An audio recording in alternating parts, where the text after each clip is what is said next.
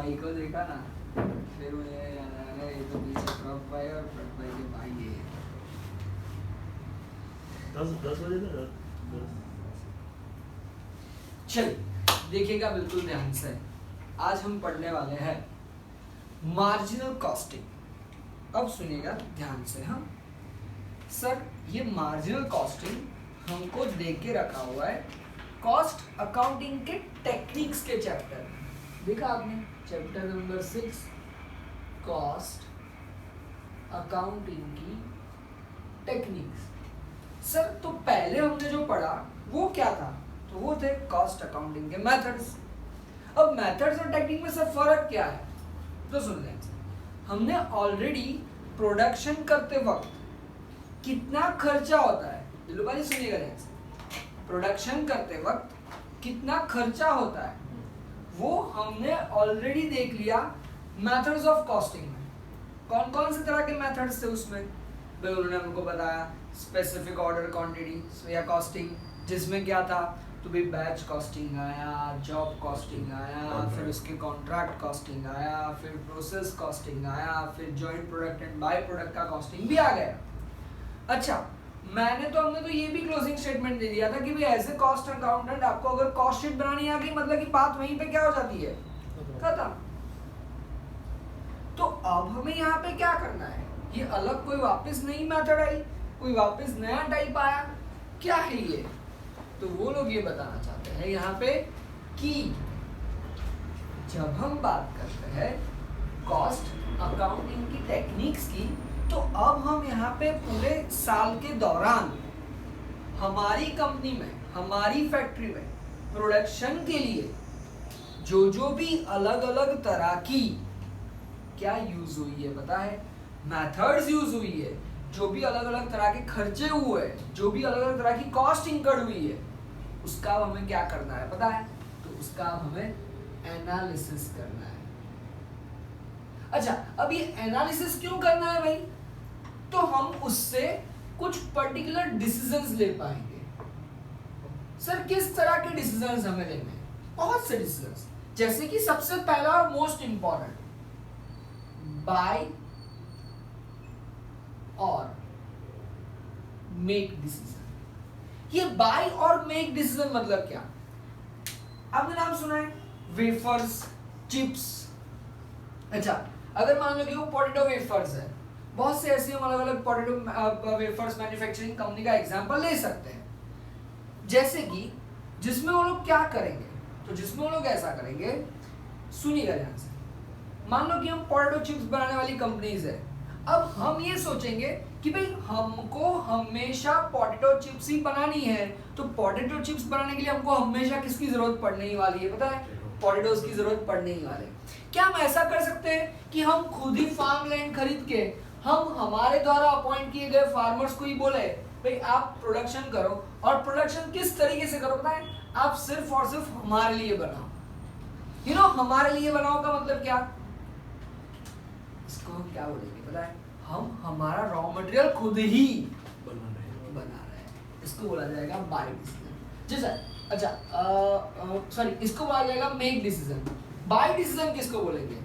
भाई एक काम करो, हमें रॉ मटेरियल्स बनाने की जरूरत नहीं है, हम हमारी जो एक्सपर्टीज है ना उसी पे टिके रहते हैं। रॉ मटेरियल किसी और के पास से हम सीधा क्या कर लेंगे पता है? बाय कर लेंगे, तो इसको बोलते हैं बाय डिसीजन। ये बाय डिसीजन मेक डिसीजन में क्या होगा? क्या हमें रॉ मटेरियल खरीद लेना है या हमें रॉ मटेरियल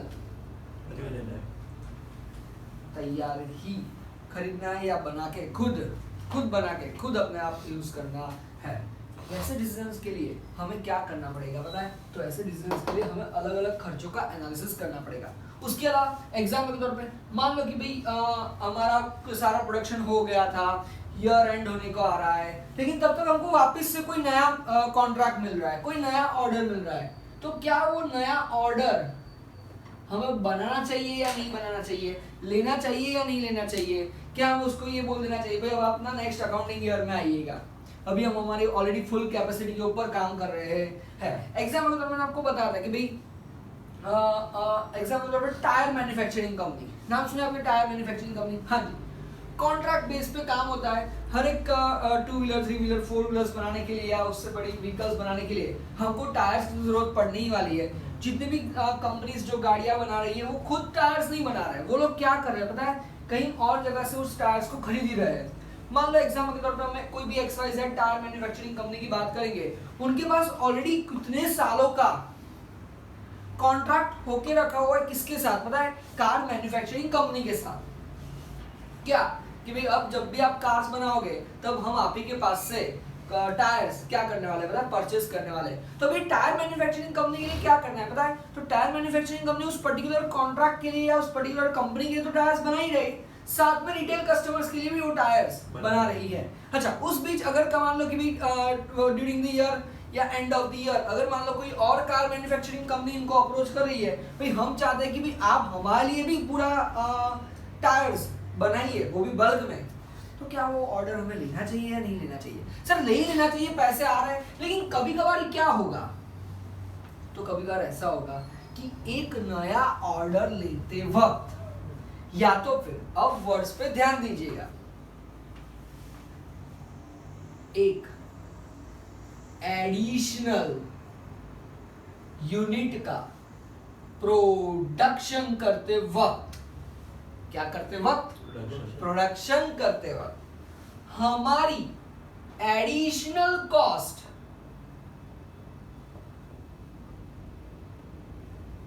में क्या इंपैक्ट आ रही है वो भी तो देखना है। जैसे कि, तो सुनिएगा मेरी बात को ध्यान से, मान लो कि भाई हमारे पास एक 5 सीटर कार है। कितनी सीटर कार है? 5 सीटर कार है। हम लोगों को सोचा था कि भाई हम एक काम करते हैं, हम IPL की मैच देखने के लिए अहमदाबाद जाएंगे। अच्छा, अहमदाबाद जाने के लिए हम अभी तक 3 बंदे रेडी हुए थे। हमने सोचा जाएंगे कैसे, बस से या ट्रेन से चले जाएंगे। नहीं यार, एक काम करते हैं, 1-2 बंदों को और तैयार कर लो, हम हमारी खुद की गाड़ी लेके जा सकते हैं। अगर मान लो कि हमने एक और बंदा तैयार किया, तो पहले 3 थे, अभी 4 बंदे हो गए। हम क्या सोचेंगे बताएं, अगर पेट्रोल का खर्चा, टोल टैक्स का खर्चा, थोड़ा बहुत आने जाने का खर्चा थोड़ा माइनस करे, तो पहले 3 में मान लो कि एग्जाम के तौर पर पर हेड 150 रुपया आ रहा था। बट जैसे ही एक और बंदा ऐड होगा ना, पर हेड 120 रुपया आ गया, हम तुरंत से खुश हो जाएंगे, ये अच्छा हुआ, एक और बढ़ा लो। क्यों? एक और बढ़ाओगे ना तो हो सकता है कि एक और पर हेड खर्चा हमारा क्या हो जाए बताए, कम। तुरंत से सोचेंगे भाई एक और को ऐड कर दो, 90 हो गया पर हेड खर्चा, हम खुश हो गए। क्या बात है यार, ये तो बढ़िया हो गया यार, हमारा पेट्रोल का आने जाने का खर्चा भी निकल जाएगा, सब थोड़ा मिलके दे देंगे गाड़ी के ओनर को। और अच्छा, पहले अगर 3 जाए तो 150 निकलने पड़ रहे थे, फिर 120 हो गए, और अब तो 5 में तो सिर्फ 90 ही रुपए में हम पहुंच जाएंगे। हाँ, अब सुनिए, जब 3 थे ना, एक एडिशन आया ना, तो आप क्या सोचे पता है, आंधे। क्यों आंधे? क्योंकि पर यूनिट कॉस्ट या पर हेड कॉस्ट क्या होता जा रहा था पता है, कम। जब एक चौथे से 5वां एक और आने चला ना, तो उसको खींच के लेकर भाई आ ही जा तू, हमारा और 30 रुपया पर हेड क्या हो जाएगा पता है, कम हो जाएगा।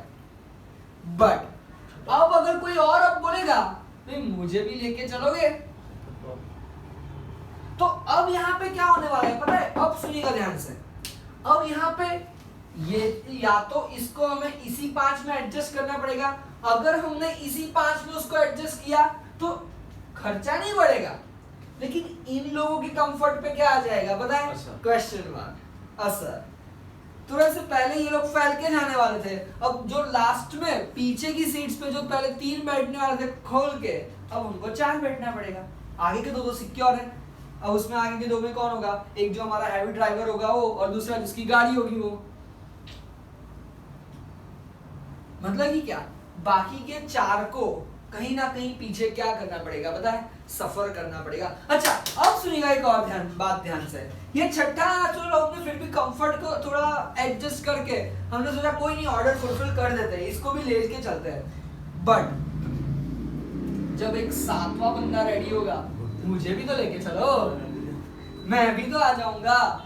आपने इसको एडजस्ट कर दिया तो मुझे भी एडजस्ट करके दो।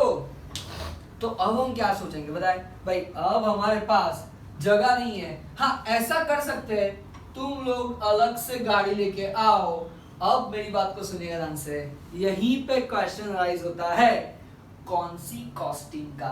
तो बोले एक एडिशनल यूनिट बनाने के लिए एक एडिशनल हमें कितना खर्चा करना पड़ रहा है, वो एडिशनल खर्चा हमें थोड़ा सा सोच समझ के करना पड़ेगा। क्यों?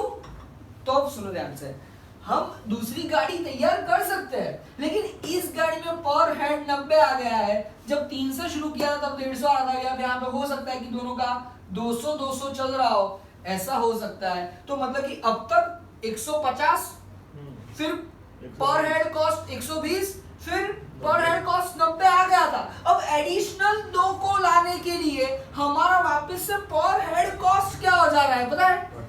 बढ़ जा रहा है। क्यों? इस पूरी गाड़ी का जो खर्चा होगा वो तो अभी इन दोनों में ही बढ़ रहा है। अब या तो हमें क्या करना पड़े, पता है? वेट करना पड़े। अच्छा, वेट सिर्फ इन दोनों का करना पड़े? नहीं, इन 5 को भी करना पड़े। यार गाड़ी जाएगी तो दोनों साथ में जाएगी यार, कुछ भी दिक्कत हो तो कोई टेंशन नहीं है।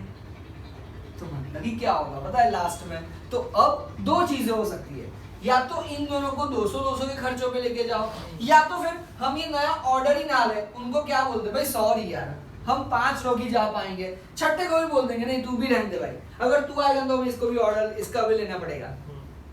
या तो फिर हम क्या कर सकते हैं, और थोड़ा सा हाथ पांव मार के, थोड़ा और सेलिंग एंड डिस्ट्रीब्यूशन का खर्चा करके हम और 3 लोगों को तैयार कर दे, तो फिर सभी का 10 के 10 जा पाएंगे और सबकी पर हेड कॉस्ट कितनी मिलेगी पता है? 90। अब 2 चीजें मैंने आपको बता दी, क्या किया जा सकता है।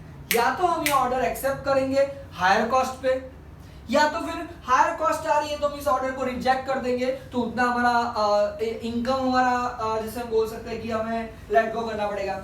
या तो फिर हमें क्या करना पड़ेगा, थोड़ा और हाथ पांव मार के सेलिंग एंड डिस्ट्रीब्यूशन का खर्चा करके हम और 3 लोगों को लेके आ जाए, या 3 एडिशनल यूनिट का ऑर्डर लेके आ जाए, तो वापस से हमारा इनकम भी बढ़ पाएगी, हमारी कॉस्ट भी, पर यूनिट कॉस्ट भी कम रह पाएगी। बस इन्हीं सब चीजों के साथ बट जो डील करता है उसी चीज को हम क्या बोलने वाले हैं, तो इसी चीजों को हम बोलने वाले हैं। But selling and distribution expense भी तो बढ़ेगा ना। यस, अब देखो याद करो, हमने एक बढ़िया चीज लास्ट टाइम पढ़ी थी। वो बढ़िया चीज कौन सी थी? तो वो था हमारा ऑपरेटिंग कॉस्टिंग। उस ऑपरेटिंग कॉस्टिंग में हमने एक मस्त चीज बताई थी। क्या बताई थी याद करो? और नहीं, ऑपरेटिंग कॉस्टिंग में नहीं, याद करो, वो joint product and by product में हमने पढ़ा था कि भाई कभी कभार क्या होता है पता है कि भाई दूध और दूध से दही, दही से बटर या पनीर। अच्छा, दूध को आप से फॉर एग्जांपल 80 रुपए लीटर में बेच सकते हो, दही को 100 में, पनीर या बटर को आप आगे 150 रुपए में बेच सकते हो। बट उसके लिए एडिशनल इनकम बढ़ाने के लिए आपको एडिशनल कॉस्ट भी तो बढ़ानी पड़ेगी, एडिशनल प्रोसेस भी तो प्रोवाइड करनी पड़ रही है। तो अब यहाँ पे हमें क्या करना पड़ेगा? तो अब यहाँ पे हमें ये समझना पड़ेगा कि भाई जब भी लाइफ में बहुत से बार कुछ ऐसे डिसीजंस कंपनी को लेने पड़ सकते हैं, और वो हर एक डिसीजन में कौन इन्वॉल्व होगा पता है? कॉस्ट अकाउंटेंट इन्वॉल्व होगा, CMA इन्वॉल्व होगा। क्यों? क्योंकि यहाँ पे हमको एक बढ़िया एनालिसिस सिखाया जा रहा है। उस एनालिसिस में हम क्या देखने वाले हैं कि भाई बाय करना है या मेक करना है, कोई नया ऑर्डर लेना है या नहीं लेना है। उसके साथ साथ बहुत सी बार ऐसा भी होगा, मैंने आपको बताया बहुत बार मैंने ऐसा स्टैंडर्ड एग्जांपल देके रखा हुआ है। हम यहाँ पे किसी भी कंपनी का जिक्र नहीं करना चाहते हैं, लेकिन फिर भी ठीक है, चलो मान लो कि भाई कोई सॉफ्ट ड्रिंक प्रोवाइडिंग करने वाली कंपनी है, सॉफ्ट ड्रिंक मैन्युफैक्चरिंग कंपनी है। क्या बना रही है वो? Soft drink. उनके पास कोल्ड स्टोरेज होगा, किस तरीके से उसको फ्रीजर या किस तरीके से उसको प्रिजर्वेटिव्स रखने हैं वो उनके पास अवेलेबल होंगे। उनके पास सारी टेक्निक्स अवेलेबल होगी कैसे ठंडे को ठंडा रखा जा सकता है। होगी कि नहीं होगी? हाँ। तो क्यों वो लोग भी आइसक्रीम बेचना शुरू नहीं कर देते हैं? सेम उस तरीके से जो लोग आइसक्रीम बना रहे हैं उनके पास भी सब टेक्निक्स अवेलेबल होगी, कैसे इसको ठंडा रखा जा सकता है, प्रिजर्वेटिव्स कौन कौन से होने चाहिए, लाइसेंस FFCCs वगैरह प्रोडक्ट्स के लाइसेंस या जो भी FSSAI के जो भी लाइसेंस चाहिए वो सब भी उनके पास होंगे। तो क्यों वो आइसक्रीम बनाने वाले साथ साथ में सॉफ्ट ड्रिंक्स क्यों नहीं बना देते? नाम सुना आपने वो pure drinking water, mineral water की बोतल्स, तो वो लोग वो बना रहे हैं, उनको पता है कैसे ठंडा का ठंडा रखना है, उनको डिस्ट्रीब्यूशन चैनल्स भी उनके पास है, दुकान टू दुकान रिटेलर्स वो लोग पहुंच पा रहे हैं, तो वो साथ में वो क्यों नहीं बेचना शुरू करते कि हम भी साथ में सॉफ्ट ड्रिंक्स बेचेंगे। अच्छा, सॉफ्ट ड्रिंक्स वाले क्यों साथ में मिनरल वाटर्स नहीं बेच रहे हैं? Now the thing is that इन्हीं सब चीजों में हमें क्या देखना है पता है? तो इन्हीं सब चीजों में हमें देखना है कि भाई मार्जिनल कॉस्टिंग या तो फिर कॉस्ट अकाउंटिंग की टेक्निक्स, जिसमें अलग अलग उन्होंने 3 टेक्निक के बारे में हमको बताया है। एक है मार्जिनल कॉस्टिंग, एक है स्टैंडर्ड कॉस्टिंग और तीसरी है हमारी बजट एंड बजटरी कंट्रोलर, जिसमें हमारा पहला फोकस किस पे रहने वाला है? मार्जिनल कॉस्टिंग पे रहने वाला है। अभी के लिए हमारा फोकस क्या रहेगा कि भाई क्या हमें नया order additional unit of production करना चाहिए या नहीं करना चाहिए। इसके लिए आपको ना एक चीज बहुत अच्छे से समझनी है कि what is our maximum capacity, you know capacity. मैंने आपको बताया वैसे कि भाई अपने पास अभी यहाँ पे 10 कुर्सी अवेलेबल है, हम हमारे क्लासरूम में 10 बच्चों को एक साथ बैठ के पढ़ाते हैं। अगर जब तक 10 बच्चे आ रहे हैं ना तब तक तो हम उसको क्या करेंगे पता है? आने दो इंटैक्ट इंटैक्ट इंटैक्ट।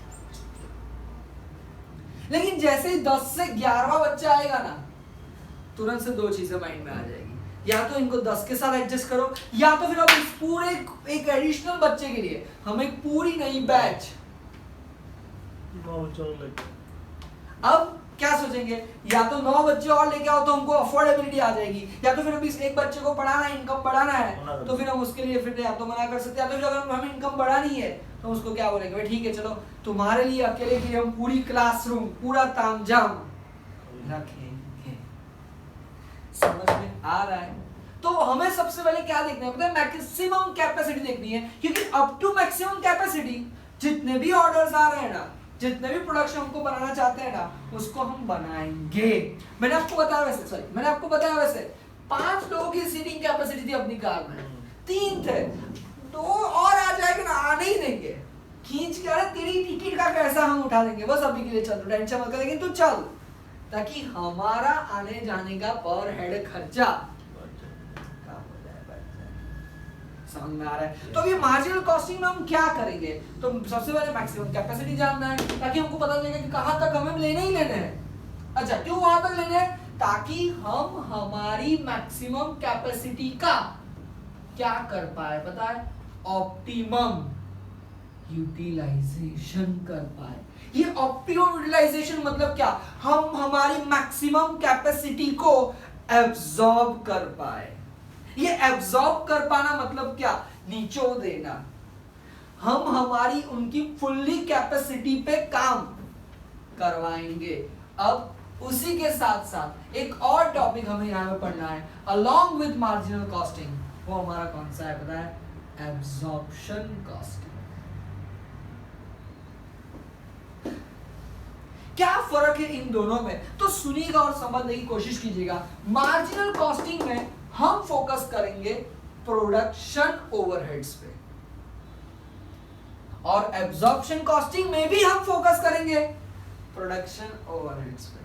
बट हम उसके साथ साथ कुछ और चीजों को ध्यान में लेंगे, जैसे कि मार्जिनल कॉस्टिंग में याद करो वो लास्ट वाले लेक्चर में मैंने आपको बताया था कि भाई अब हम ना कॉस्ट को 2 हिस्सों में डिवाइड करेंगे, मेनली 2 हिस्सों में।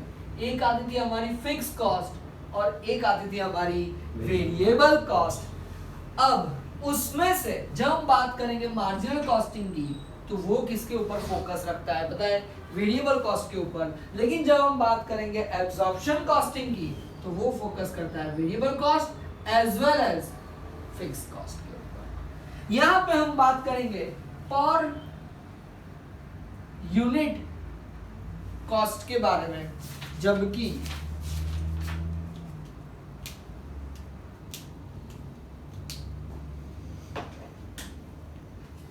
यहां पे हम बात करेंगे पर यूनिट कॉस्ट के बारे में, जबकि यहां पे हम बात करेंगे टोटल कॉस्ट के बारे में। साथ में साइड बाय साइड वो लोग हमको क्या बता रहे हैं? तो साथ में साइड बाय साइड वो लोग हमको ये बता रहे हैं कि यहाँ पे हम बात करेंगे डायरेक्ट एंड इनडायरेक्ट कॉस्ट दोनों पे, जबकि यहाँ पे हम सिर्फ बात करेंगे डायरेक्ट, और वो भी कौन से वाले पता है, fix cost and variable cost. Variable cost है, इसमें हम क्या करेंगे, इसमें हम पर यूनिट कॉस्ट देखेंगे, जबकि इसमें हम ओवरऑल टोटल कॉस्ट को देखेंगे। इसमें अंडर एब्जॉर्प्शन या तो फिर ओवर एब्जॉर्प्शन पॉसिबल हो सकता है, जबकि इसमें no possibilities of over and under absorption.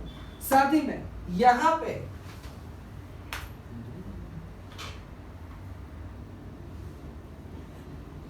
Valuation of closing inventory at full cost, जबकि यहां पे valuation of closing inventory at variable cost. And last में based on only variable cost, जबकि ये वाला बेस्ड ऑन टोटल कॉस्ट। क्या होगा, क्या है basic difference marginal costing and absorption costing में? तो मार्जिनल कॉस्टिंग की जब हम बात करेंगे तब हमें सिर्फ और सिर्फ किस पे फोकस करना है पता है, वेरिएबल कॉस्टिंग पे फोकस करना है। जबकि हम एब्जॉर्प्शन कॉस्टिंग की बात करेंगे तो उसमें वेरिएबल एंड फिक्स दोनों पे ही फोकस करना है। अच्छा, ऐसा क्यों होगा, किस तरीके से उसका इनकम स्टेटमेंट बनेगा, आइए देखते हैं ध्यान से। चलिए अब देखिएगा ध्यान से, सारे के सारे प्रोफोर्मा बना के दिखाते हैं। प्रोफोर्मा आप देखोगे तो आपको और अच्छे से सब कुछ समझ में आ जाएगा। देखिएगा ध्यान से, पहले हम एब्जॉर्प्शन कॉस्टिंग का प्रोफोर्मा बनाते हैं, फिर हम मार्जिनल कॉस्टिंग का प्रोफोर्मा बनाते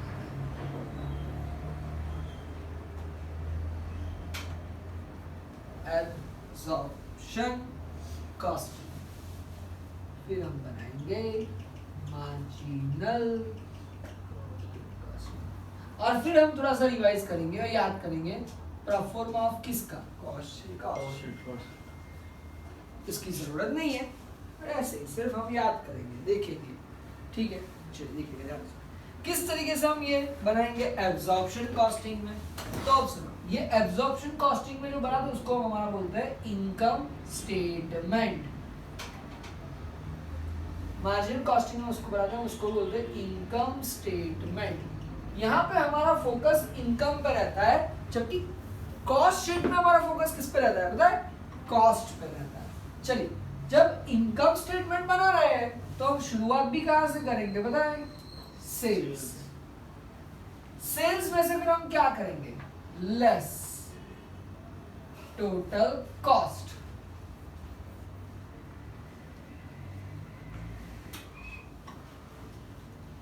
सेल्स की वैल्यू को हम बाहर लिखेंगे, टोटल कॉस्ट कौन कौन सा आएगा, तो वही कहानी फिर एक बार, नाम तो सुना ही है आपने, डायरेक्ट मटेरियल, डायरेक्ट लेबर यानी कि वेजेस, डायरेक्ट ओवरहेड माने के एक्सपेंसेस, और उसके अलावा variable production overheads as well as fixed production overheads. इन सभी को हम अंदर से लिखेंगे, क्योंकि पहले हम टोटल कॉस्ट में निकालेंगे, फिर इस टोटल कॉस्ट में सेल्स को क्या कर देंगे, माइनस कर देंगे। जब हम इनका टोटल कर देंगे तो हमको क्या मिल जाएगा पता है, तो हमको मिल जाएगा कॉस्ट ऑफ प्रोडक्शन। डाउटी, अच्छा यही सब चीजें पहले भी करते थे। अब उसमें हम क्या करेंगे, ऐड करेंगे किसको, ओपनिंग स्टॉक को। सर क्यों ऐसा, तो सुनिएगा मेरी बात को ध्यान से। हम यहाँ पे इनकम स्टेटमेंट ढूंढ रहे हैं। ये इनकम स्टेटमेंट का मतलब ही क्या होता है, साल के भर हमने जितना सेल्स किया हुआ है, साल के भर हमने जितना सेल्स किया हुआ है, उस सेल्स में हमने कितने यूनिट्स बेचे होंगे, तो जो यूनिट्स हमने प्रोड्यूस किए होंगे इस साल के दौरान, उसके साथ साथ जो यूनिट्स पिछले साल के भी पड़े होंगे, अगर पिछले साल के जितना क्लोजिंग स्टॉक बच जाएगा वो इस साल का क्या बन जाने वाला है, ओपनिंग स्टॉक, उसको भी हम इस साल बेचने तो इसलिए ओपनिंग स्टॉक को ऐड कर देंगे।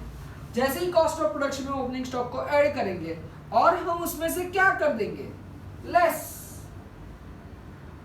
क्लोजिंग स्टॉक, क्योंकि इतना बिक गया होगा लेकिन ये अभी भी नहीं बिका होगा, तब जाके हमको क्या मिल जाएगा,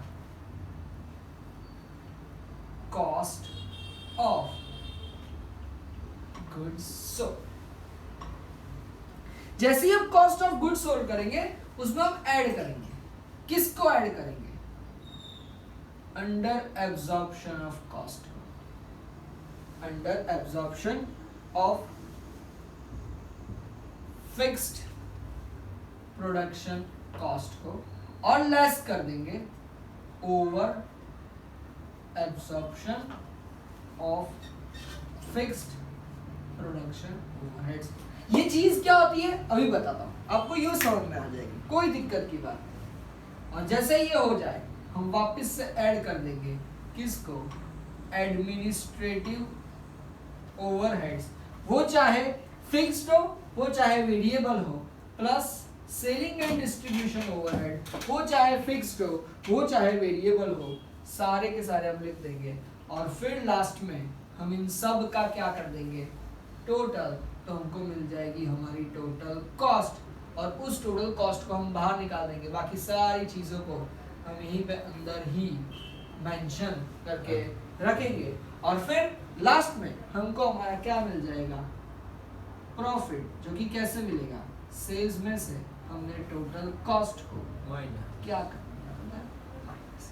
अब याद तो करो कॉस्ट शीट, आपको याद आ रही होगी कॉस्टिंग, उसमें कोई टेंशन की बात नहीं है, direct material, direct labour, direct overheads, तब जाके मिलता था प्राइम कॉस्ट। तो उसमें फिर हम क्या करते थे, पूरा का पूरा प्रोडक्शन कॉस्ट, मतलब कि उसको बोलते थे फैक्ट्री ओवरहेड्स, या तो फिर उसका दूसरा नाम क्या था, प्रोडक्शन ओवरहेड्स, या प्रोडक्शन कॉस्ट को प्लस कर देते थे। उसके बाद हमको मिल जाता था वही वो cost of production, cost of production, फिर हम उसमें एडमिनिस्ट्रेटिव एक्सपेंस ऐड कर देते तो हमको मिल जाता था कॉस्ट ऑफ गुड्स सोल्ड, फिर हम उसमें क्या ऐड कर देते थे, सेलिंग एंड डिस्ट्रीब्यूशन एक्सपेंस, तो हमको मिल जाता था कॉस्ट ऑफ सेल्स, उसमें फिर हम ऐड करते थे प्रॉफिट को, और तब जाके हमको क्या मिलता था, पता है, याद तो करो क्या मिलता था, तब जाके हमको सेल्स मिलता था। हाँ, बीच में वो एडलेस हम करते थे, बट ठीक है अभी के लिए उसको छोड़ दो। बट यहाँ पे हमने क्या किया था पता है, वही सारे खर्चों को लिखा था लेकिन कॉस्ट से सेल्स पे आते थे, ये हमारा इनकम स्टेटमेंट है, तो यहाँ पे हम क्या करेंगे, सेल्स से प्रॉफिट। अच्छा, अब यहाँ पे ना एक बढ़िया सी चीज आई थी जो आपको ध्यान में रखना था, डायरेक्ट मटेरियल सीधा लिख देंगे, डायरेक्ट लेबर हेड सीधा लिख देंगे, डायरेक्ट ओवरहेड सीधा लिख देंगे, वहां पे फिर हम फैक्ट्री ओवरहेड्स लिखते थे, और वेरिएबल फिक्स दोनों एक साथ लिख देते थे। यहाँ पे भी हम प्रोडक्शन ओवरहेड्स दोनों एक साथ लिख देंगे, कॉस्ट ऑफ प्रोडक्शन लिख देंगे, opening stock minus closing stock कर देंगे, और फिर हमको मिल जाएगा COGS। अब ये चीज क्या है, under absorption of fixed production overheads and over absorption of fixed production overheads. अब मेरी बात को सुनिएगा और समझने की कोशिश कीजिएगा बिल्कुल ध्यान से, कोई टेंशन की बात नहीं है, आराम से आपको समझ में आ जाएगा। देखिएगा ध्यान से, मान लो एग्जांपल के तौर पर खाली मैं प्रोडक्शन कर रहा हूं, एग्जांपल के तौर पे मैं प्रोडक्शन कर रहा हूं 100 यूनिट्स का, और मेरा फिक्स्ड कॉस्ट कितना आ रहा है पता है, 1 लाख। डाउट? मान लो मैं प्रोडक्शन कर रहा हूं 120 यूनिट का, मेरा खर्चा अब कितना हो जाएगा, बढ़ जाएगा। याद करो ये फिक्स्ड कॉस्ट है, मैं चाहे 100 यूनिट बनाऊं, मैं चाहे 120 यूनिट बनाऊं, मैं चाहे 80 यूनिट बनाऊं, या मैं चाहे प्रोडक्शन ही ना करूं, फिक्स्ड कॉस्ट रिमेनिंग सेम, इसलिए उसको कौन सी कॉस्ट बोलते हैं, फिक्स्ड। डाउटी? नो। अब सुनो, मैं क्या करूंगा, पर यूनिट फिक्स्ड कॉस्ट। ये पर यूनिट फिक्स्ड कॉस्ट मतलब क्या, तो भाई 1 लाख का हमारा फिक्स्ड कॉस्ट है, उसको मैं डिवाइड बाय कितने यूनिट्स कर दूंगा पता है, 100 यूनिट्स, तो मेरे को कितना मिल जाएगा पता है, 1000 रुपए पर यूनिट की कॉस्ट, फिक्स्ड कॉस्ट। इसको क्या बढ़ाता है, तो इसको बढ़ाता है absorption of fixed cost per unit, या तो मैं इसको बोला था एब्जॉर्प्शन रेट। क्या बोला था इसको? Absorption rate. इससे क्या होगा कि मुझे ना हर बार जितने मेरे यूनिट्स बढ़ते या कम होते जाएंगे, मुझे हर बार इसको फिक्स कॉस्ट के साथ डिवाइड करने की जरूरत। तो मैं सीधा ही क्या लिख दूंगा पता है कि अब जब भी मैं 120 यूनिट का प्रोडक्शन कर रहा हूं, क्या कर रहा हूं मैं? 120 यूनिट का प्रोडक्शन इनटू जब फिक्स कॉस्ट ढूंढने की बारी आएगी तो मैं क्या कर दूंगा पता है? 1000 से उसको मल्टीप्लाई। तो अब मेरी फिक्स कॉस्ट कितनी हो जाएगी देखो तो जरा। 1,20,000। यहां में आवेगा कहानी में ट्विस्ट। क्या ट्विस्ट आया? यहाँ पे फिक्स कॉस्ट कितनी? 1,00,000। ये 120 यूनिट पे फिक्स कॉस्ट कितनी दिखी? 1,20,000। क्या सच्ची में 1,20,000 फिक्स कॉस्ट है? अरे याद तो करो, अभी तो बता प्रोडक्शन बढ़ाऊं या प्रोडक्शन कम करूं, फिक्स कॉस्ट रिमेनिंग सेम। तो अगर फिक्स कॉस्ट रिमेनिंग सेम है तो मैं ऐसा कैसे लिख सकता हूं कि भाई अब प्रोडक्शन का असर फिक्स कॉस्ट 120 हो गया? अब इसीलिए हमने डेवलप्ड किया एक नया कॉन्सेप्ट जिसका नाम क्या आया? Marginal costing. एब्जॉर्प्शन कॉस्टिंग बढ़िया ही था, हम सारे खर्चों को पर यूनिट रेट के हिसाब से क्या कर रहे थे पता है? एब्जॉर्ब कर रहे थे। ये एब्जॉर्ब कर रहे थे का मतलब ही क्या होता है? सोख रहे थे। मतलब ही क्या? हम अल्टीमेटली पर यूनिट कॉस्ट निकाल रहे थे, fix as well as variable. But marginal ने क्या बताया? तो मार्जिनल ने ये बताया भाई नहीं, ऐसा आप नहीं कर सकते हो। फिक्स कॉस्ट को आपको पर यूनिट में डिवाइड नहीं कर सकते हो। क्यों ऐसा? क्योंकि अगर मान लो आपने एक बार यहाँ पे डिवाइड किया तो ये आपका एब्जॉर्प्शन रेट मिल गया। अब इसी एब्जॉर्प्शन रेट को मैं हर बार क्या करता जाऊंगा? Plus minus. मान लो कि मैंने अभी यहाँ पे 80 यूनिट का प्रोडक्शन किया। कितने यूनिट का? 80 यूनिट का। 80 यूनिट मल्टीप्लाई बाय 1000 का रेट, तो मेरा कॉस्ट कितना आ जाएगा? 80,000। अरे क्या फिक्स कॉस्ट कम हो गई? क्या वो मैंने मान लो फिक्स कॉस्ट में एग्जांपल कौन सा था? एक वॉचमैन की फैक्ट्री का रेंट, वॉचमैन की सैलरी, बैंक लोन का इंटरेस्ट। अरे यार वो क्या मेरे को रेंट वाला वो फैक्ट्री का ओनर ये बोलेगा कि भाई सर जी आपने इस बार 80,000 सॉरी 800 यूनिट बनाया ना, आप रेंट 80,000 ही देना, 1000 का आपका एब्जॉर्प्शन रेट निकाल के रखा ना, वही सही है। No, this is not going to be happen। तो यहाँ पे होगा क्या? तो इस वाले एग्जांपल में एक्चुअली फिक्स कॉस्ट हमारा कितना है? 1,00,000। वो तो 1,00,000 ही रहने वाला है। हाँ। बट हमने कितना गिन लिया? 1,20,000। वो गलत है। क्यों गिन लिया? क्योंकि एब्जॉर्प्शन रेट पर यूनिट कितना आ रहा था? 1000। और वो अलग क्वांटिटी थी यार। तो द थिंग इज दैट कि ये मेरा गिनना था 1,00,000, गिन लिया 1,20,000, मतलब कि ये मेरा क्या हो गया बताए? Over absorption. और ओवर एब्जॉर्प्शन को हम इसमें से क्या कर देंगे? माइनस।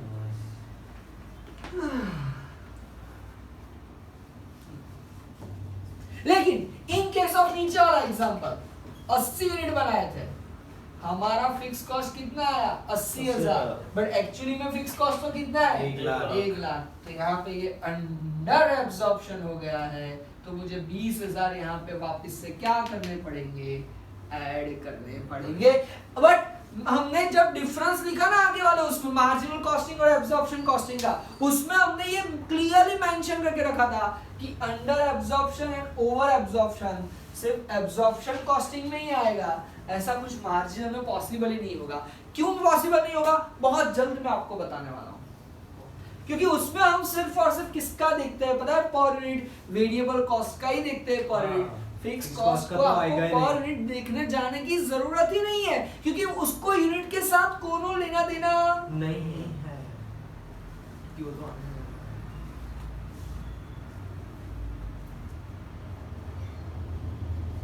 बट अगर फिर भी हमें तो एब्जॉर्प्शन कॉस्टिंग भी पढ़ना ही है, और अगर एब्जॉर्प्शन कॉस्टिंग पढ़ना है तो ये चीज आपको ध्यान में रखनी पड़ेगी। क्या कि भाई एब्जॉर्प्शन कॉस्टिंग के अकॉर्डिंगली कॉस्ट कितनी आ रही है और एक्चुअली कॉस्ट हमारी कितनी आ रही है, उन दोनों को कंपेयर करेंगे। अगर एक्चुअल में कॉस्ट ज्यादा आ रही है तो मतलब कि हमने अभी अंडर एब्जॉर्प्शन कर दिया है तो उतनी कॉस्ट हमें ऐड कर देने की, लेकिन एक्चुअल में कॉस्ट कम आ रही है तो हमने ओवर एब्जॉर्प्शन कर दिया है तो उतनी हम कॉस्ट क्या कर लेंगे बताए, माइनस कर लेंगे।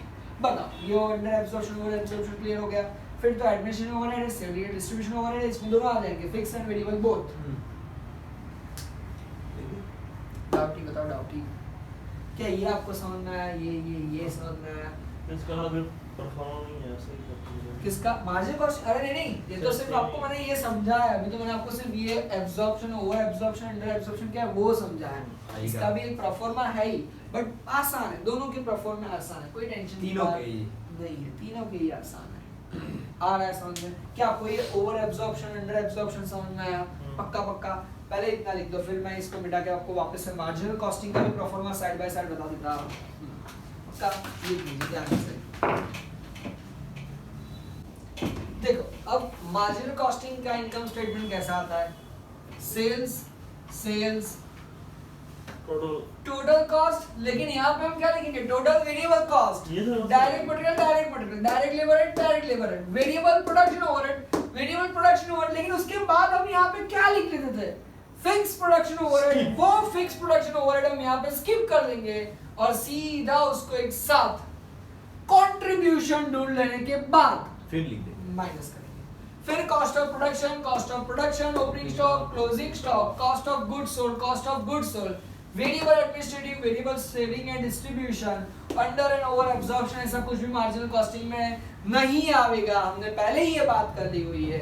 टोटल वेरिएबल कॉस्ट कैसे मिला? Total variable cost, direct material, direct labour over production cost, add opening stock less closing stock, variable overhead, distribution.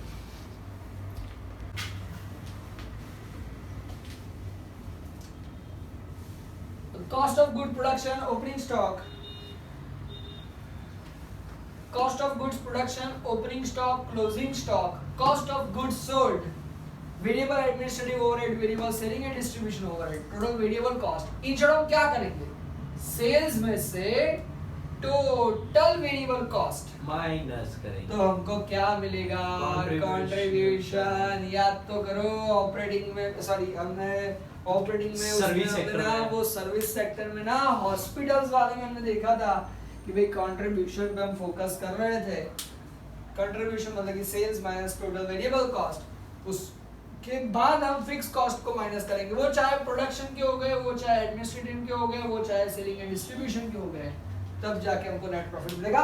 एक फाइनल सा क्वेश्चन और एक फटाफट से सम पे पहुंच जाएंगे हम लोग, कोई दिक्कत की बात नहीं है। और वो फाइनल सा क्वेश्चन कौन सा है हमारा, तो सुनिएगा और समझने की कोशिश कीजिएगा। वो फाइनल कॉस्ट ऑफ प्रोडक्शन कुछ इस तरीके से आएगा, इसका प्रॉफिट और इसका प्रॉफिट, दोनों का प्रॉफिट 100% कैसा आएगा पता है?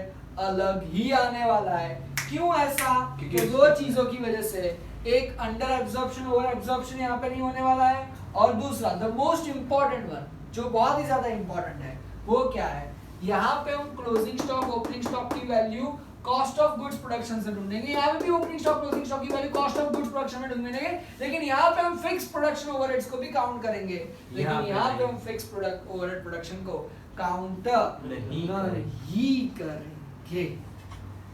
समझ में आ रहा है? पक्का पक्का। कॉस्ट शीट भी बिल्कुल ऐसी ही थी, लेकिन कॉस्ट शीट में हमारा फोकस कॉस्ट पे था, इसलिए हम कॉस्ट से चालू कर रहे थे, प्रॉफिट ऐड करके सेल्स ढूंढ रहे थे। लेकिन यहाँ पे क्या होगा? तो यहाँ पे हमारा ये इनकम स्टेटमेंट है, हम इनकम से शुरू करेंगे और लास्ट तक पहुंचने वाले हैं। फटाफट से प्रोफोर्मा बना दीजिए और फिर हम आगे एक सम कर लेते हैं। लिख लो। चलिए देखिएगा ध्यान से, मार्जिनल कॉस्टिंग का कॉलम में इनकम स्टेटमेंट का प्रोफोर्मा और एब्जॉर्प्शन कॉस्टिंग का कॉलम में इनकम स्टेटमेंट का प्रोफोर्मा देख लिया था। आज हम एक एग्जांपल करते हैं, उसके बाद कुछ और इम्पोर्टेंट टॉपिक्स आज हम कवर कर लेंगे। देखिएगा ध्यान से फटाफट से। आ जाइए पेज नंबर 455 के ऊपर, जहाँ पे आपको इलस्ट्रेशन नंबर 1 दे के रखा हुआ है। Maxwell limited purchasing a single product boost. चलो मैक्सवेल लिमिटेड जो है वो प्रोड्यूस कर रहे हैं सिर्फ एक ही प्रोडक्ट को, जिसका नाम है Boost. The following figures related to Boost for the period 21-22 are given below. चलो हमको यहाँ पे मैक्सवेल कंपनी की अलग अलग, जिसे हम बोल सकते हैं कि चीजें लेके रखी हुई है, वो लोग बूस्ट नाम की एक ही प्रोडक्ट बना रहे हैं। अच्छा, sales and production unit 50% capacity and 100% capacity. अब याद करो, मैंने कल ही आपको बताया था कि मार्जिनल कॉस्टिंग के वक्त हम सबसे पहली चीज क्या डिसाइड कर लेंगे, बताएं? तो मार्जिनल कॉस्टिंग में हम सबसे पहली चीज ये डिसाइड करने वाले हैं कि हमारी कैपेसिटी कितनी है, हम कितनी कैपेसिटी पे प्रोडक्शन करना चाहते हैं। उन्होंने दोनों तरीके का हमको बता के रखा हुआ, एक 50% कैपेसिटी एंड एक 100% कैपेसिटी। देखते हैं ध्यान से, अगर 50% करें तो सेल्स कितना आ रहा है 8 लाख, 100% पे 16 लाख। अच्छा, प्रोडक्शन यूनिट कितने हो रहे हैं 50% पे 400 एंड 100% पे 800। वेरिएबल कॉस्ट प्रोडक्शन का कितना है 3 20 50% पे 6 40 100% पे, फिक्स 160 160 50% 100% दोनों पे। अब याद करिएगा ध्यान से, जैसे ही हमारी कैपेसिटी बढ़ रही है उस तरीके से हमारा खर्चा भी क्या हो रहा है, बढ़ रहा है, और उसी तरीके से हमारा सेल्स एंड प्रोडक्शन भी क्या हो रहा है, बताएं, बढ़ रहा है। आगे क्या बोल रहे हैं वो लोग, सेलिंग एंड डिस्ट्रीब्यूशन वेरिएबल एक साथ 3 20 एंड फिक्स 240 240। अब पूछा क्या है, the normal level of activity for the year is 800 units. चलिए, हम आम तौर पे कितना बना लेते हैं, बताएं, 800 यूनिट्स बना लेते हैं। ओके, अच्छी बात है। आगे वो लोग क्या बोल रहे हैं, fix cost are incurred evenly throughout the year. पूरे साल के दौरान फिक्स कॉस्ट एक जैसा ही इंकर्ड होता है। And actual fix cost are the same as budgeted, और एक्चुअल फिक्स कॉस्ट भी उतने का उतना ही आता है, कोई उसमें अलग बात नहीं है। There were no stock of Boost at the beginning of the year. चलो, शुरुआत के ईयर्स में कोई भी हमारा, जिसे हम बोल सकते हैं क्लोजिंग स्टॉक, पड़ा रहा नहीं है, ओपनिंग स्टॉक पड़ा रहा नहीं है। In the first quarter 220 units were produced and 160 units are sold। चलो, पहले क्वार्टर में क्या हुआ, हमने 220 यूनिट्स का क्या किया हुआ है, बताएं, प्रोडक्शन, और वो भी किसमें, क्वार्टर नंबर 1 पे, और उसके सामने हमने 160 यूनिट्स का क्या कर दिया हुआ है, बताएं, सेल्स कर दिया है। ठीक है, हमें क्या पूछा है, what would be the fixed production cost absorbed by boost if absorption costing is followed। चलो, वन बाय वन टॉपिक्स को छेड़ते हैं और वन बाय वन इन सभी चीजों को क्या करने की कोशिश करते हैं, पता है, समझने की कोशिश करते हैं। चलिए, सबसे पहले उन्होंने हमको क्या पूछा, तो सबसे पहले उन्होंने हमको ये पूछा कि आप बताइए फिक्स प्रोडक्शन का एब्जॉर्प्शन रेट। देखते हैं ध्यान से, तो देखिए, fixed production cost absorption rate, देखते हैं कितना आ रहा है। तो सुनिएगा और समझने की कोशिश करिएगा। हमारा बजटेड प्रोडक्शन कितना है, बजटेड 1,60,000 प्रोडक्शन की फिक्स्ड कॉस्ट कितनी बता रहे हैं, बताए वो लोग, 1,60,000 रुपीज बता रहे हैं। अच्छा, अब हमें क्या करने का, तो देखिए हमारा बजटेड आउटपुट कितना है, तो हमारा बजटेड आउटपुट है 800 यूनिट्स का। हाँ जी कि ना जी, हाँ जी। अब सुनिएगा ध्यान से, हमारा एब्जॉर्प्शन रेट कितना आ जाएगा, तो हमारा एब्जॉर्प्शन रेट आ जाएगा 1,60,000 की हमारी फिक्स कॉस्ट डिवाइडेड बाय हमारा बजटेड आउटपुट। तो जैसे ही हम 1,60,000 डिवाइड बाय 800 कर देंगे तो हमारी पर यूनिट एब्जॉर्प्शन रेट कितना आ जाएगा, पता है, 200 रुपए पर यूनिट। अब देखिएगा ध्यान से, हम यहाँ पे पहले क्वार्टर में कितने यूनिट्स बना रहे हैं, पता है, तो 220 during first quarter total production is equals to 220 unit multiply by हमारी फिक्स कॉस्ट का एब्जॉर्प्शन रेट कितना देके रखा हुआ है, 200। तो हमारी टोटल 44,000 ये रुपीस fixed का cost सर हमारा क्या हुआ पता है, तो ये अब हमारा हो गया क्वार्टर 1 का फिक्स प्रोडक्शन कॉस्ट का एब्जॉर्प्शन रेट 200, हम बना रहे 220 यूनिट, तो टोटल हमारा फिक्स कॉस्ट एब्जॉर्प्शन कितना हो गया, 44,000 का हो गया। हाँ जी बताइए। 1,60,000 वो फिक्स्ड कॉस्ट है, अब चाहे जितना भी कराओ। हाँ देखो, हमको आगे बता के रखा हुआ है, देखो उन्होंने हमको किसके बारे में पूछा है, तो भाई प्रोडक्शन का फिक्स कॉस्ट पूछा है। तो देखो प्रोडक्शन का फिक्स कॉस्ट है, आप 50% पे करो या 100% पे करो, आप चाहे 400 यूनिट बनाओ या आप चाहे 800 यूनिट बनाओ, 1,60,000 कितना रहने वाला है पता है, 1,60,000। अच्छा हम 400 से डिवाइड करेंगे कि 800 से डिवाइड करेंगे, तो उन्होंने हमको नीचे बता के रखा हुआ है, the normal level of activity हमारी कितनी है, 800। मतलब कि हम 50% कैपेसिटी पे काम कर रहे हैं कि 100% कैपेसिटी पे काम कर रहे हैं, 100% कैपेसिटी पे काम कर रहे हैं। तो हमने क्या किया, कुछ नहीं, 1,60,000 को 800 यूनिट से डिवाइड कर दिया तो हमको हमारा फिक्स कॉस्ट का एब्जॉर्प्शन रेट पता चल जाएगा। और पहले लॉट में और फिर हमने क्वार्टर वन में 220 यूनिट्स का बनाया तो उसको पर यूनिट के जो भी फिक्स कॉस्ट का एब्जॉर्प्शन रेट था उससे हमने उसको क्या कर दिया बताए, मल्टीप्लाई कर दिया। बता इसमें कुछ डाउट नहीं। अच्छा, दूसरा उन्होंने क्या पूछा है, what would be the under और over recovery of overheads during the period. Over और अंडर रिकवरी ऑफ ओवरहेड्स। अब देखिए ध्यान से ओवर एंड अंडर कितनी हुई है वो देख लेते हैं। तो देखो हमारे यहाँ पे एज पर एब्जॉर्प्शन कॉस्टिंग हमारा फिक्स कॉस्ट का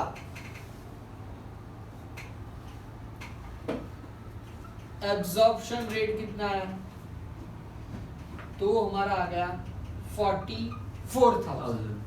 मानते हो कि नहीं मानते हो?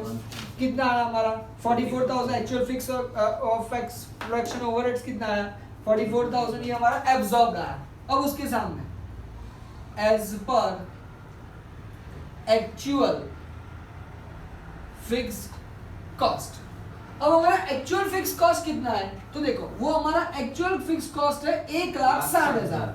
मानते हो कि नहीं मानते हो? 1,60,000 मानते हैं ना। हाँ मानते हैं ना। बढ़िया।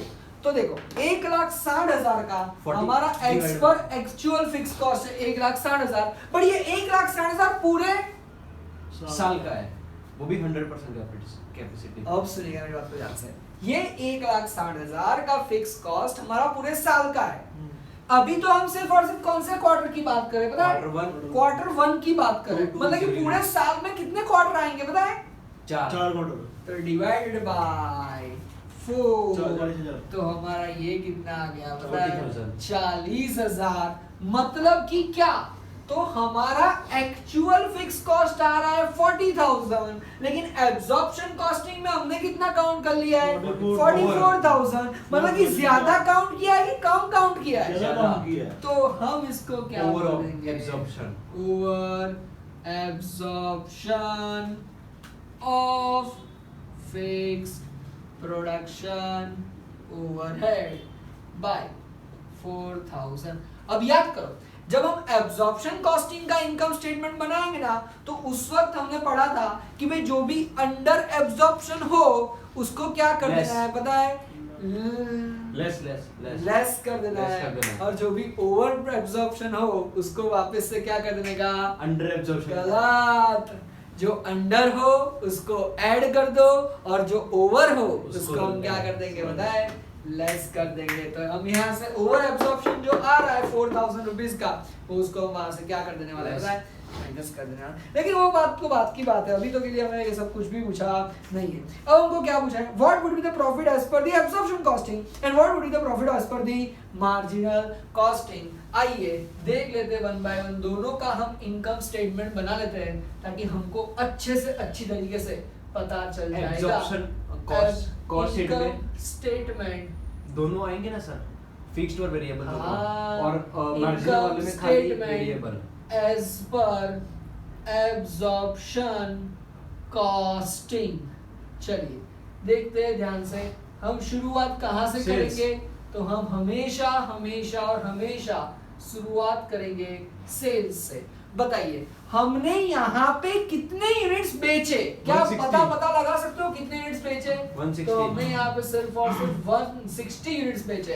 अच्छा, अब 160 यूनिट्स तो हमने बेचे, लेकिन उस 160 यूनिट्स का प्राइस कितना होगा क्या वो आपको पता है? तो देखिए वो हम ढूंढ निकालेंगे। कैसे ढूंढ निकालेंगे? तो देखो यहाँ पे एक और वर्किंग देख लो कि भाई हमारी सेल्स प्राइस पर यूनिट कितनी आ जाएगी। तो 100% कैपेसिटी पे देखो तो हमारा पूरा टोटल सेल्स कितना आ रहा है पता है? 16 लाख रुपए का आ रहा है। और जब उसको डिवाइडेड बाय कितने यूनिट्स की अकॉर्डिंगली बात कर रहे हैं पता है? 800 यूनिट्स की। 200। तो जब 16 लाख डिवाइड बाय 800 करोगे तो आपका कितना आ रहा है पता है?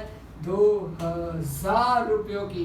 मतलब कि हमारी एक आइटम का सेलिंग प्राइस पर यूनिट कितना आ जाएगा? 2,000। हमने ऐसे कितने यूनिट्स बेचे हैं? 160। 320,000। तो वो टोटल हमारा सेल्स कितना आ जाएगा बताएं? 3,20,000। अच्छा, अब हम क्या करेंगे, इसमें से हम लेस करना शुरू कर देंगे। क्या? Total cost. चलिए, अब टोटल कॉस्ट में हम सबसे पहले कौन कौन से Direct खर्चे लेंगे? material। तो जितना भी हमारा डायरेक्ट मटेरियल, डायरेक्ट लेबर, वो सब दिया होगा, लेकिन हमको यहाँ पे सीधा ही बता दिया है प्रोडक्शन की कॉस्ट और सेलिंग एंड डिस्ट्रीब्यूशन की कॉस्ट, तो वही हम दोनों ले लेने वाले हैं। हम सबसे पहले लेस कर देंगे वेरिएबल कॉस्ट, प्रोडक्शन कॉस्ट।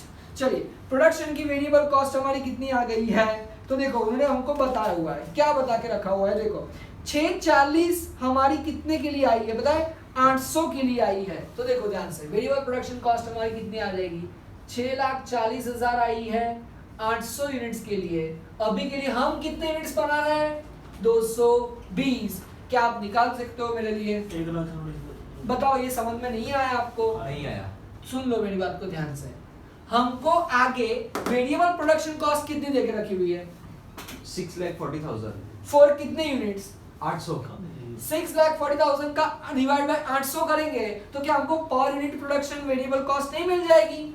हाँ, उस पर पूरे साल की हो जाएगी। हाँ, बट वेरिएबल कॉस्ट है, वो हमें पूरे साल की है या पूरे क्वार्टर की वो नहीं देखना। फिक्स कॉस्ट होता है ना, सुन लो ध्यान से, अच्छा क्वेश्चन छेड़ लिया आप लोगों ने, सुन लो ध्यान से। जब हम बात करेंगे फिक्स्ड कॉस्ट की, तो वो हमारा पर यूनिट ऑफ टाइम के अकॉर्डिंगली देखा जाएगा, सॉरी पर मतलब कि टाइम के अकॉर्डिंगली देखा जाएगा, एज पर टाइम।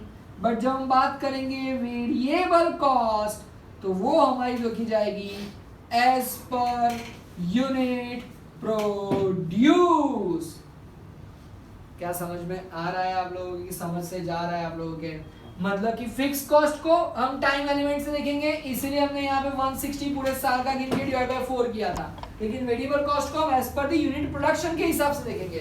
तो हमारी प्रोडक्शन वेरिएबल कॉस्ट 6,40,000 आ रही थी, लेकिन हमने प्रोडक्शन कितने का किया था उसमें? 800 यूनिट का। अभी के लिए हम सिर्फ क्वार्टर 1 की बात कर रहे हैं। क्वार्टर 1 में कितने प्रोडक्शन कर रहे हैं हम? 220 यूनिट्स का। तो 640 डिवाइड बाय 800 मतलब कि पर यूनिट की प्राइस, उसको मल्टीप्लाई हम क्या कर देंगे? 220। ये पूरा स्टेटमेंट है। ये अपन 220 यूनिट का बना रहे हैं कि 800 यूनिट का बना रहे हैं? पूरे साल का बनाएंगे ना 220 सर? का बना रहे हैं एज पर दी 800। हाँ, हमको सिर्फ किसका बताने पूछा है? क्वार्टर 1 का पूछा है। अच्छा, क्वार्टर 1 का भी स्टेटमेंट हाँ, ठीक।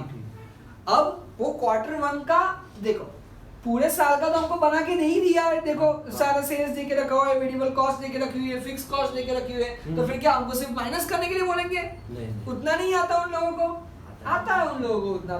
तो हमको यहाँ पे उन्होंने क्या पूछा? पूरे एक साल में अगर 100% कैपेसिटी का प्रोडक्शन हो रहा है तो हम 800 यूनिट बना लेते हैं। बट अभी के लिए हम क्वार्टर 1 की बात करें तो क्वार्टर 1 में हम कितने यूनिट्स बना रहे हैं? 220। तो हम क्या करेंगे? हर एक प्रोडक्शन कॉस्ट को किस में कन्वर्ट करेंगे? पर यूनिट में। हाँ। अच्छा, वेरिएबल कॉस्ट को पर पर यूनिट यूनिट में और फिक्स कॉस्ट को टाइम। टाइम के अकॉर्डिंगली। मतलब कि फिक्स कॉस्ट को, जितने भी फिक्स कॉस्ट है, सुन लीजिएगा ध्यान से, जितनी भी फिक्स कॉस्ट है उसको डिवाइड बाय 4 कर देंगे, क्योंकि एक साल में 4 क्वार्टर होते हैं और अभी हमें सिर्फ और सिर्फ एक ही क्वार्टर का बनाना है। और जितने भी वेरिएबल कॉस्ट है उन सभी को हम टोटल यूनिट्स ऑफ प्रोडक्शन से डिवाइड कर देंगे, मतलब कि डिवाइड बाय 800 और मल्टीप्लाई बाय कितना? 220 यूनिट्स।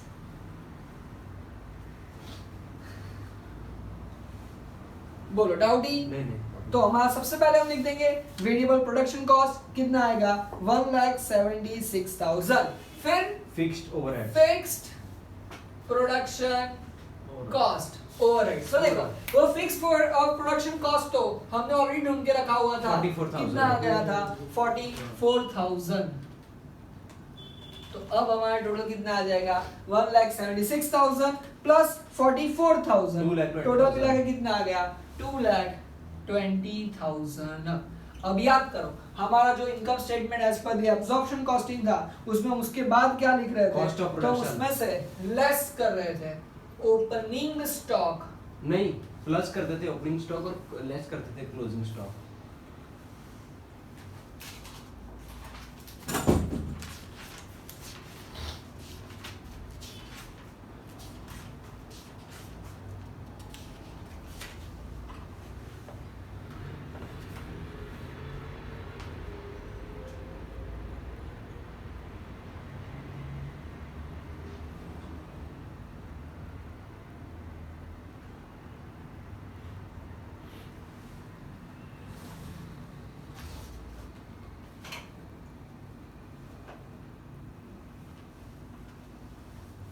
चलो अब उसमें हम क्या करेंगे, ऐड कर देंगे किसको, ओपनिंग स्टॉक को। ओपनिंग स्टॉक हमारे पास दिया हुआ है ना, कुछ भी नहीं दिया हुआ है। हाँ, लेस कर देंगे किसको, क्लोजिंग स्टॉक को।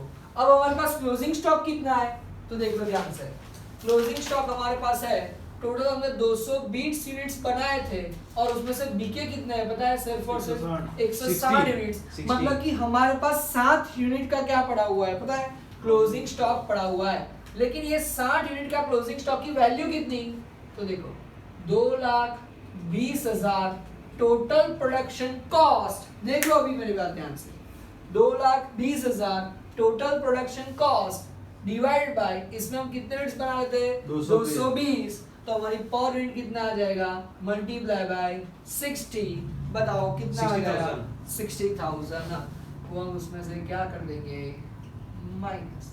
तो बताओ 220 में से 60,000 गए, कितने बचे, 1,60,000 पक्का। श्योर। और जो ये 1,60,000 आया COGS, वो हमारा क्या बोला जाएगा, कॉस्ट ऑफ गुड्स सोल्ड।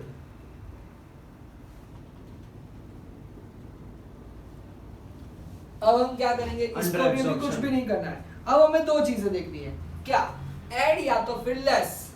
किसको ऐड करना है और किसको लेस करना है, अंडर। तो ओवर एब्जॉर्प्शन हो उसको हम माइनस कर देंगे एंड अंडर एब्जॉर्प्शन हो उसको हम ऐड कर देंगे। लेकिन हमने यहाँ पे देखा था हमारा एक्चुअल फिक्स कॉस्ट तो 40,000 का आ रहा है, लेकिन हमारा एब्जॉर्प्शन में कितना गिन लिया है, 44,000 का। तो हम लेस कर देंगे किसको, over absorption of fixed production overhead 4,000। तो अब जो हमको मिलेगा उसको हम क्या नाम दे देंगे, तो उसको हम बोल देंगे, अभी आगे और कर रहा है एडमिनिस्ट्रेशन और सेलिंग एडिशनल की टोटल कॉस्ट आएगी उसको भी।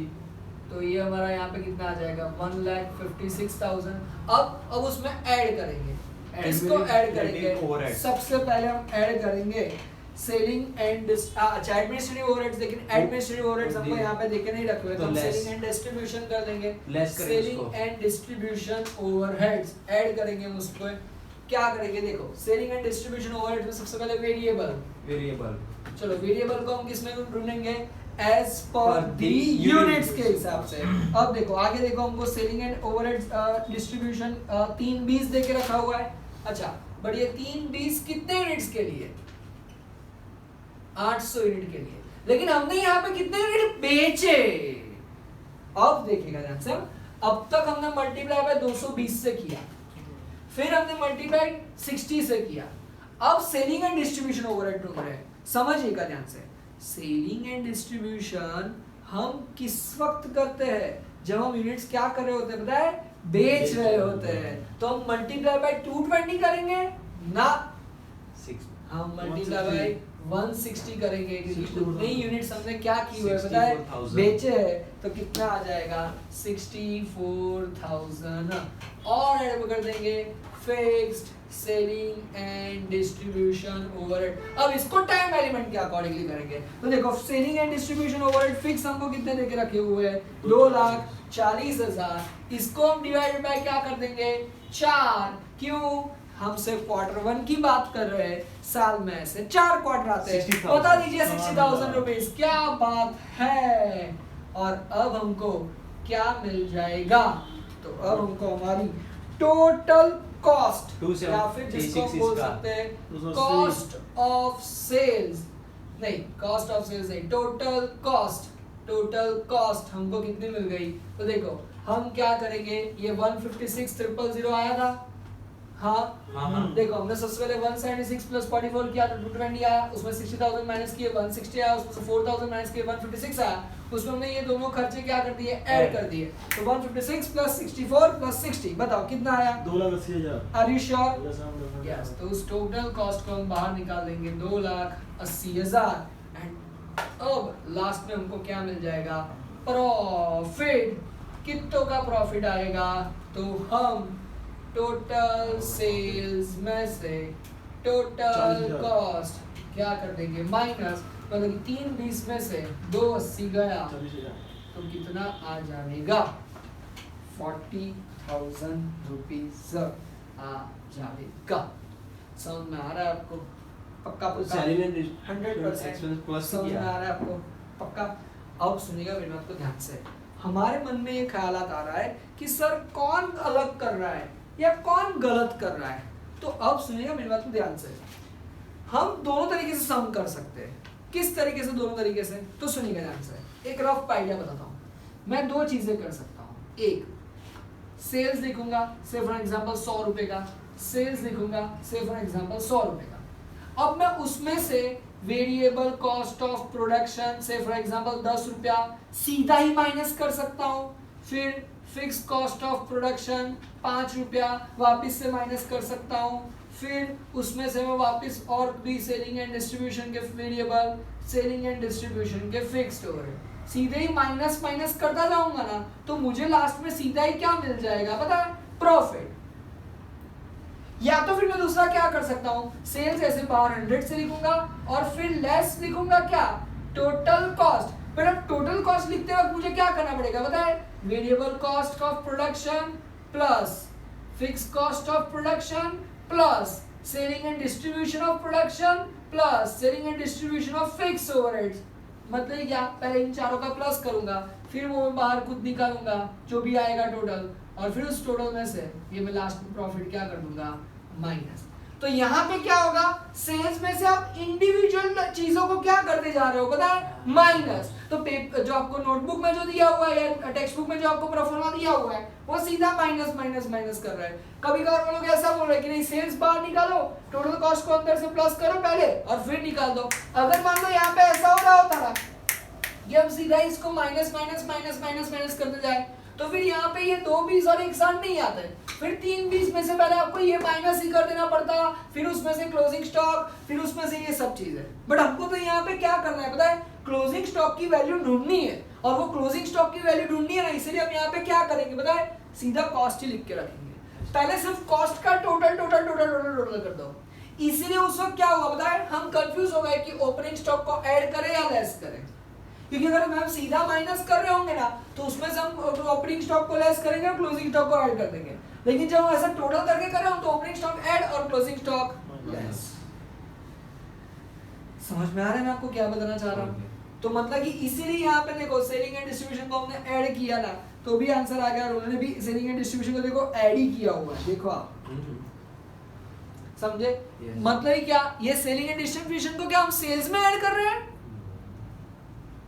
अरे इस सेलिंग एंड डिस्ट्रीब्यूशन को तो हम टोटल कॉस्ट में ऐड कर रहे हैं। देखो हमने टोटल कॉस्ट वाला कॉलम को इनर कॉलम में रखा, सब कुछ टोटल हमने इनर कॉलम में किया, और जब आउटर आया तब मेन टोटल आया तभी उसको बाहर निकाला, फिर 3 20 में सीधा 280 हमने क्या कर दिया? माइनस। यस। और लास्ट में अब डी पॉइंट में क्या बोल रहे हैं? Income statement as per marginal costing. चलिए देख लेते हैं, कोई टेंशन की हमको कोई बात ही नहीं है। चलिए क्या बोल रहे हैं वो लोग, देखते जाइएगा 1 by 1 स्टेप बाय स्टेप। सबसे पहले हम यहाँ पे तो क्या ही लिखेंगे? सेल्स। चलो सेल्स तो हमारा कितना ही आया हुआ है 160 यूनिट, और हमने उसको मल्टीप्लाई कर दिया था 2000 की वैल्यू से, 2000 रुपीज मतलब कि 3,20,000। इसमें तो कोई आपको दिक्कत नहीं आ रही है? कुछ नहीं आ रही है।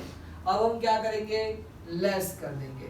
किसको लेस करेंगे? तो अब हम टोटल कॉस्ट नहीं करेंगे, अब हम किसको लेस करेंगे पता है? तो हम सिर्फ और सिर्फ वेरिएबल कॉस्ट को लेस करेंगे। Less variable cost. चलो ये वेरिएबल कॉस्ट हमारे पास कौन कौन सी आ रही है? तो देखो एक सबसे पहले आएगी वेरिएबल कॉस्ट 50% ऑफ प्रोडक्शन। चलो वेरिएबल कॉस्ट ऑफ प्रोडक्शन कितना है हमारा? तो वेरिएबल कॉस्ट ऑफ प्रोडक्शन आ रहा है हमारा 1,76,000 plus variable cost of selling and distribution, वो हमारा कितना आ रहा था? तो अब देखते जाइएगा ध्यान से, हमारा टोटल, अरे नहीं अभी के लिए हमें यहाँ पे सिर्फ और सिर्फ वेरिएबल कॉस्ट ऑफ प्रोडक्शन ही देखना है, दैट्स इट। तो वो हमारा कितना आ गया 1,76,000। उसके बाद हम क्या करेंगे Cost. ऐड कर लेंगे ओपनिंग स्टॉक था हमारे पास नहीं फिर हम क्या कर लेंगे क्लोजिंग स्टॉक लेस कर देंगे कितना आएगा लेस 60,000। देखो क्लोजिंग स्टॉक अब क्लोजिंग स्टॉक कैसे निकाला था तो देखो ये रहा 220 यूनिट्स में से 160 यूनिट बिक गए मतलब कि 60 यूनिट बने तो टोटल कॉस्ट हमारी कितनी आई थी 220 लेकिन यहाँ पे हमारी टोटल कॉस्ट सिर्फ कितनी आने वाली बताए 1,76,000 कितने यूनिट्स के लिए 220 यूनिट्स के लिए हमारे पास कितने यूनिट्स बच गए 60 यूनिट्स बच गए 48,000 तो कितना आ जाएगा 48,000 जो हम माइनस करेंगे तो हमारे पास टोटल वेरिएबल प्रोडक्शन कॉस्ट कितनी आ जाएगी तो वो हमारे पास आ जाएगी बताओ 176 में से 48 गया 1,28,000 यस सर यस सर अब इसको हम क्या बोलेंगे variable cost of goods sold सिर्फ वेरिएबल कॉस्ट अब हम इसमें ऐड करेंगे किसको ऐड करेंगे सेलिंग एंड डिस्ट्रीब्यूशन के वेरिएबल कॉस्ट को चलो सेलिंग एंड डिस्ट्रीब्यूशन का वेरिएबल कॉस्ट हमारा कितना आ रहा था 64,000 तो वो हमारा आ रहा था 64,000 उसको हम इसमें ऐड कर देंगे यस तो अब हमारा टोटल वेरिएबल कॉस्ट का खर्चा कितना आ जाने वाला है 1,92,000 तो टोटल वेरिएबल कॉस्ट 1,92,000 1,92,000 अब सुनिएगा ध्यान से याद करो मार्जिनल कॉस्टिंग में ना हम प्रॉफिट से पहले एक बार और रुकते हैं Contribute कहाँ पे कर। रुकते हैं तो हम सेल्स में से Contribute। Total variable cost minus करते हैं तो हमको क्या मिल जाता है Contribution। कंट्रीब्यूशन तो हम भी यहाँ पे ढूंढ लेंगे कंट्रीब्यूशन कैसे मिलेगा सेल्स में से टोटल वेरिएबल कॉस्ट माइनस 1,28,000 3,20,000 में से 1,92,000 आप माइनस कर दो 1,28,000 कितना आ जाएगा 1,28,000 उसमें से हम माइनस करेंगे fixed cost of production production की हमारी फिक्स कॉस्ट कितनी आ रही थी टोटल तो याद करो प्रोडक्शन की हमारी फिक्स कॉस्ट आ रही थी टोटल 1,60,000 वो 1,60,000 को हम टाइम एलिमेंट के अकॉर्डिंगली डिवाइड बाय 4 40,000 मतलब कि आ जाएगी 40,000 इसमें से minus fix cost of selling and distribution वो हमारा कितना आ रहा था 2,40,000 उसको भी हम क्या कर देंगे 60,000 डिवाइड बाय कितना आ जाएगा 60,000 28,000 तो फाइनली अब हमारा प्रॉफिट कितना आ जाएगा तो भाई contribution minus fix cost contribution 28,000 हमारा आया था 1,28,000 और उस 1,28,000 में से ये टोटल 1 लाख हमारा गया तो हमारा प्रॉफिट कितना आ गया 28,000 क्या आपको फर्क समझ में आ रहा है बच्चों Yes, कि sir. मार्जिनल कॉस्टिंग से हमारा प्रॉफिट और अब्जॉर्प्शन कॉस्टिंग से हमारा प्रॉफिट डिफरेंट आ रहा है सर कौन सा सही है हम ये डिसाइड नहीं कर सकते कौन सा सही है कौन सा गलत है सर ये बता सकते हो फर्क क्यों आ रहा है हाँ जी बिल्कुल यहाँ पे हमारा क्लोजिंग स्टॉक की वैल्यूएशन में फिक्स प्रोडक्शन ओवरहेड काउंट होता है यहाँ पे फिक्स प्रोडक्शन ओवरहेड काउंट नहीं होता है तो उसकी वजह से प्लस यहाँ पे over absorption and under absorption की पॉसिबिलिटीज रहती है यहाँ पे कोई ओवर एब्जॉर्प्शन अंडर एब्जॉर्प्शन की पॉसिबिलिटीज नहीं रहने वाली है तो इनकी वजह से हमारा क्या हो रहा है बताएं तो इनकी वजह से हमारा absorption costing and marginal costing में फर्क दिख रहा है चलो यहाँ पे हमने 4 चीजें देखी सबसे पहले हमने क्या देखा fix production cost of absorption rate ढूंढ के बता दो कैसे ढूंढ लिया तो हमारा जितना फिक्स कॉस्ट था उसको हमने डिवाइड बाय 100% कैपेसिटी वाले यूनिट से डिवाइड कर दिया तो हमको फिक्स प्रोडक्शन कॉस्ट का एब्जॉर्प्शन रेट मिल गया उसको हमने प्रोडक्शन रेट के साथ क्या कर दिया मल्टीप्लाई कर दिया उसके बाद ओवर रिकवरी या अंडर रिकवरी तो जो 44,000 है उसको एब्जॉर्प्शन के अकॉर्डिंग लिख दिया लेकिन हमारा एक्चुअल में कितना था क्या एक्चुअल में खर्चा 44,000 का होगा अगर 44,000 एक क्वार्टर का है तो ऐसे 4 क्वार्टर की तो 44,000 × 4 कितना हो जाए पता है 1,76,000 हो पर रहा है, असली तो- लेकिन हमारा असली खर्चा तो 1,60,000 का ही हुआ है। तो 1,60,000 डिवाइड बाय 4, क्यों? क्योंकि 4 क्वार्टर्स अवेलेबल होते हैं, इसके लिए हमने ऐसा किया, तो 40,000 आ गया। एंड लास्ट में over absorption of fixed production 4,000। कैसे पता चला भाई? एक्चुअल में 40,000 है, हमने एब्जॉर्प्शन कॉस्टिंग में कितना लिख रहा है पता है? 44,000 का लिख रहे हैं। दूसरी एक चीज आपको ये हमेशा याद रखनी है, फिक्स कॉस्ट ढूंढते वक्त हम एज पर टाइम एलिमेंट देखेंगे, लेकिन वेरिएबल कॉस्ट ढूंढते वक्त हम as per the unit production देखने वाले हैं। बताइए फुल फ्लेज सम क्या समझ में आया आपको? लिख